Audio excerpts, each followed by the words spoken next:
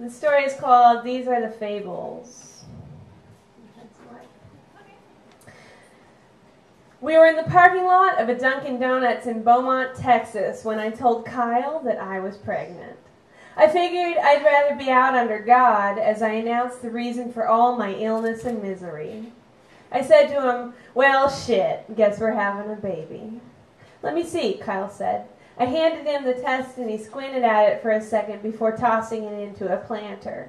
A stranger set his coffee cup on the roof of the car and clapped, and Kyle flipped him the double deuce. "People these days," Kyle said.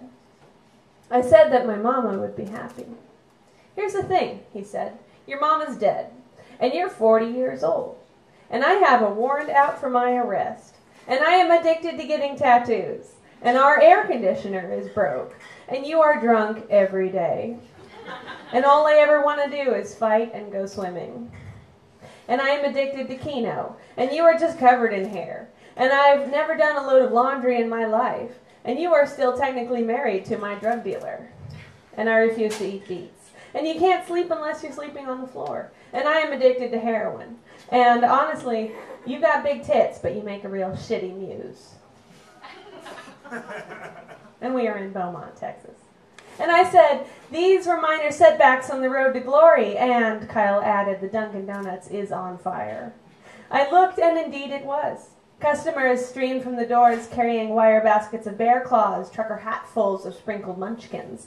"Get out of here," one of the patrons said. "The damn thing is going up." I looked, and indeed it was. I said, "Kyle, listen." I said, "We're going to have to make it work. We'll forge a life on our own, and the children will lead us." The wall of donuts had fueled a mighty grease fire. The cream-filled variety sizzled and popped and sprinkled blackened.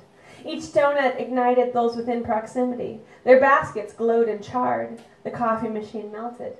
The smoke was blue and smelled like a dead bird. I took Kyle's coffee cup, popped the lid, and vomited into it. I felt sadness, because all I had ever wanted was a munchkin and the absence of vomit. I said that everything would be all right, that we were living in the best of all possible Dunkin' Donuts parking lots. He pushed some dirt over the test with the toe of his boot. "Poor girl," he said.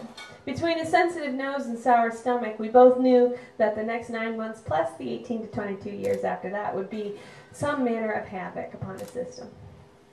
I said I was sorry because it seemed like the right thing to say. I put my coffee cup on the ground because the trash bin inside was consumed by flames. Kyle took my hand.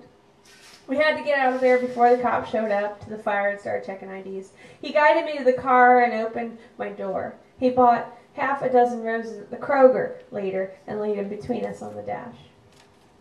"Let's get back to the Rio Grande," Kyle said. He wanted to avoid Houston, which is sort of like wanting to avoid a talk from your mama when you come home with a Keno addict. I tipped my seat back and dug into sleep like sleep owed me an explanation. Kyle skimmed Houston on the tollway and headed for the coast, hitting cities with names like what you'd find across the spines on your grandma's bookshelf: Blessing, Point Comfort, Sugarland, Victoria. That's how we ended up at the Days Inn in Corpus. Kyle examined a road map in his underpants while I took the bucket to the ice machine.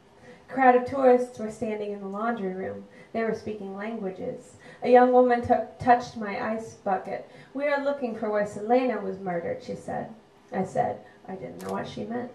"Selena the Tejano star," the woman said. 15 years ago at this very Days Inn. I am disappointed in you," she said. One of the women was leaned up against the ice machine. She had her face pressed into her hands, and her hands were pressed into the ice machine. "They won't tell us where," the woman said. "They changed the numbers on the doors, so we won't find out."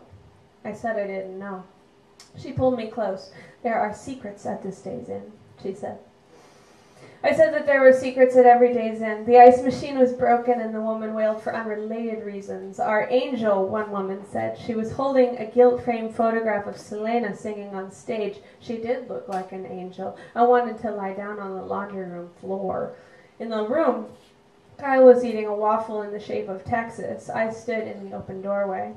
"The first ingredient is corn syrup," he said. He was a shadow in the back of the long room. He said, "The second ingredient is high fructose corn syrup." I came in and locked the door. He was wearing his buttoned shirt and a clean pair of pants. He had his shaving kit out on the table. The blade was drying and his face was shorn and cold. I told him he looked like he was getting ready for a funeral. They say that hotel room floors have the E. coli, but I lay down anyway. Kyle came and settled near me. When he pressed his cheek against my belly, I could feel the machine motion of his jaw grinding tooth to tooth. I said, "These are the fables we will tell our child." Thanks.